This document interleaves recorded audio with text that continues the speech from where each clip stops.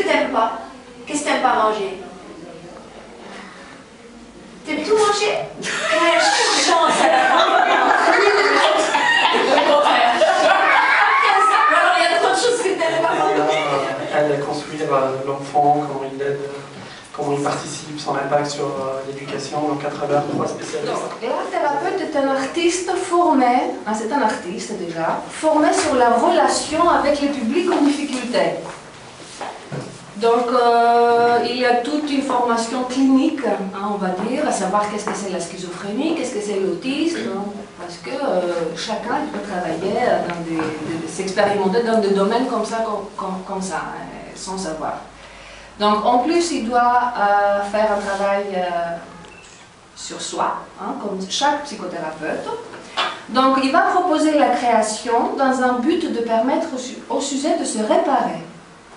Donc l'esthétique, ce n'est pas notre but, ce n'est pas le but recherché comme dans un atelier artistique. Ce n'est pas de faire une belle œuvre et un bon spectacle. Donc chaque atelier va mettre des différents objectifs par rapport à la problématique de son public. Donc il y a deux côtés, deux grosses bulles on va dire. L'un côté c'est dans la psychiatrie, on a des handicapés, des schizophrènes, des autistes, tout ce public qu'on peut approcher avec ces médiations.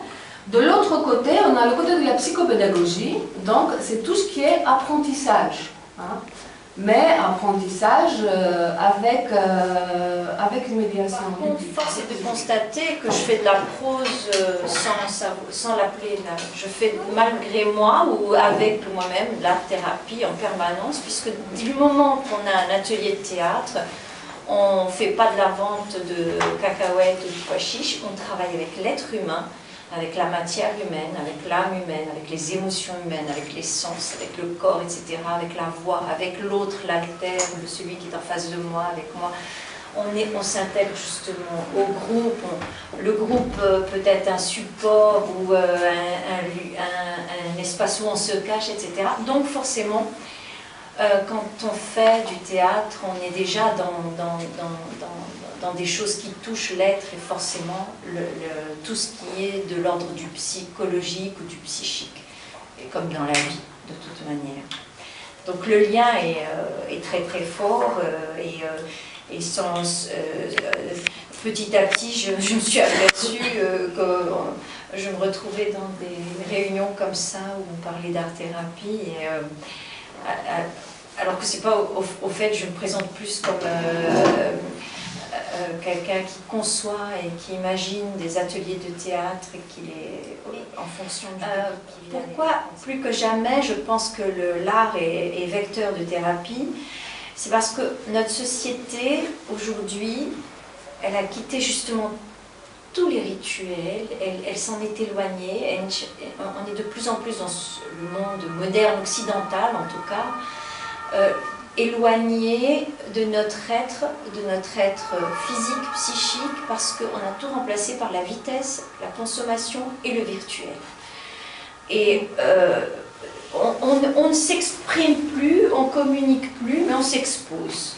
Alors on s'expose sur Facebook, et d'ailleurs c'est incroyable, moi la première, on ose mettre des choses ou dire des choses, enfin moi j'ai une fille qui a 15 ans, un garçon qui a 17 ans, parce que c'est ma fille qui est la moitié nue, mais on peut être inquiet, mais en fait c'est comme si derrière cet écran, comme s'il y avait personne qui regardait, qu'on peut tout dire. Alors c'est en fait le nouveau carnaval, si je puis le dire.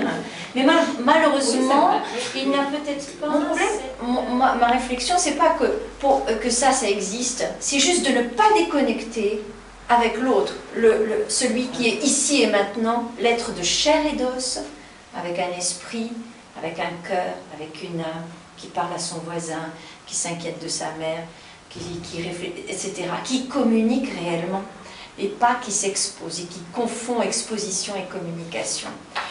Et c'est pour ça que, c'est une analyse très très succincte, mais disons que je pense que, à force d'apparence, on s'immatérialise, on devient de plus en plus fragile. Et donc il y a de plus en plus de gens qui ont des dépressions, qui sont fatigués, qui sont fragilisés, etc., parce qu'ils se sont éloignés de leur être profond. Ils sont tellement loin, ils sont à la périphérie de leur être, en train de chercher, de picorer à droite, à gauche des choses qui vont leur faire plaisir. Alors on consomme, on se fait plaisir en achetant ça, il faut gagner beaucoup d'argent, il faut aller très vite, très vite, très vite. Et pendant ce temps-là, on oublie de vivre, tout simplement. Et pour moi, l'art est un moyen de nous ramener à la vie. L'art vivant, comme la danse, le théâtre, la marionnette, les arts du cirque, évidemment la musique, ou tous ces arts liés, l'art dramatique, en tout cas dans la tradition indienne, relie tout. Parce que dans l'art dramatique en Inde, c'est la danse indienne, avec les gestes, etc. Et donc, quand on fait ou quand on essaye de travailler dans un atelier de théâtre ou de marionnette ou de danse, d'abord, qu'est-ce qu'on fait? On revient à son corps, la première chose. Donc on revient à ici et maintenant, à des choses qui sont de l'ordre du vivant, du sens, du vécu de notre corps, de la matière. On n'est pas perdu dans les méandres du mental.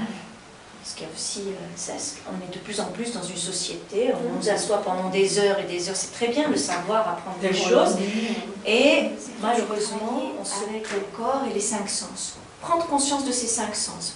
Parce que pour l'instant, ils sont tout le temps en automatisme. À partir du moment où on a dépassé l'âge des 3, 4, 5 ans, où on est dans l'apprentissage, et bien ça y est, alors on va manger, hein, et on mange, on ne sait même pas qu'est-ce qu'on mange. On a perdu le goût, la saveur. On entend, on emmagasine plein de choses, on est dans des brouhahas, on ne sait pas qu'est-ce qu'on entend. C'est rare de prendre le temps d'écouter une symphonie sans bouquiner ou regarder la télé en même temps ou parler à quelqu'un. C'est-à-dire de se dire, tiens, je vais juste... Donc ce que j'essaye de faire, c'est de nous ramener à nos 5 sens, bien entendu. Les 5 sens, ils ne sont pas dissociés du corps ou de l'esprit. Tout est en même temps. Mais juste prendre le temps d'observer ces choses et de se réapproprier ça. Et en faisant ça, j'aime bien prendre cette phrase extraordinaire qu'un jour un maître indien m'a dit, mettez des sentinelles aux portes de la perception.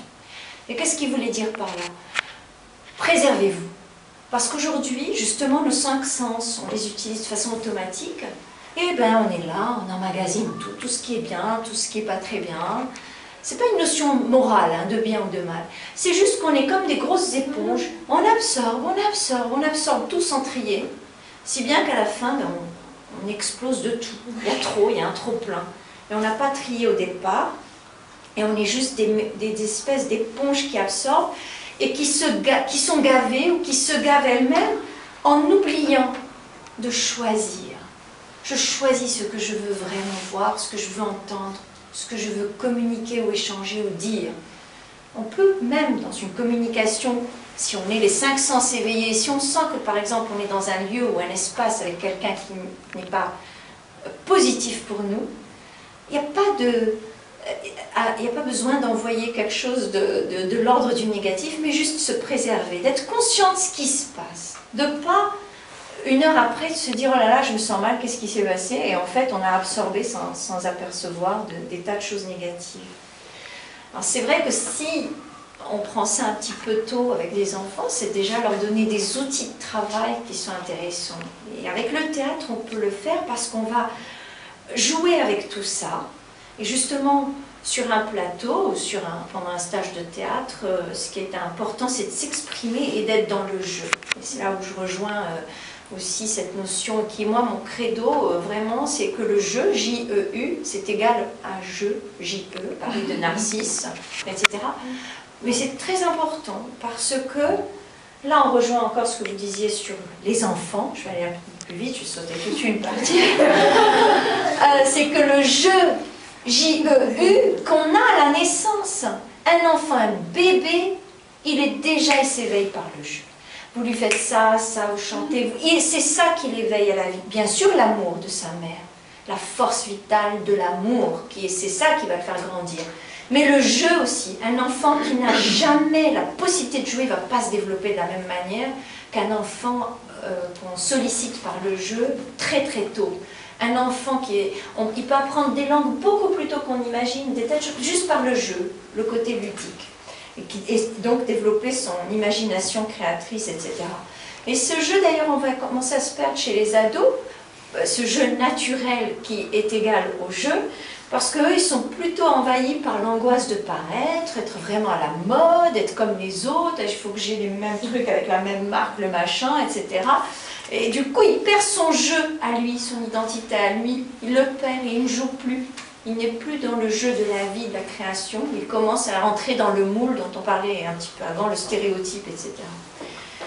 Donc c'est un petit peu ce qu'on essaie